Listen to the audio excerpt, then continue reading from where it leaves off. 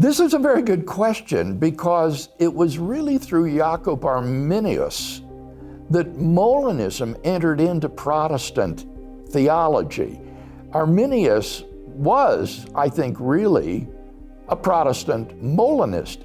Now, modern day Arminianism tends to be very different from Molinism. Modern day Arminianism affirms that we have free will, and that the way that God knows the future is by, so to speak, looking ahead into the future and seeing what will happen, and knowing then what will happen, he decrees that it will happen. Well, this is an extremely weak doctrine of foreordination and predestination, because it's a sort of fifth wheel. If God knows that it will happen, there's no point in decreeing that it will happen. It does nothing.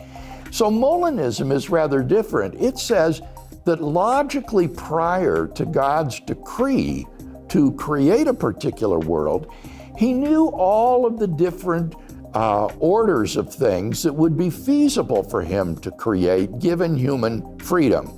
And then he chooses one of these orders, knowing exactly how the creatures would freely react if they were in those circumstances. And so he decrees that those people should exist and that they should be in those circumstances, and thus he knows exactly what they will do. So in this case, God's decree of a world, you see, is logically prior to his knowledge of what will happen. His knowledge of what will happen is based upon his middle knowledge of what creatures would freely do in any circumstances, and his knowledge of his own divine decree.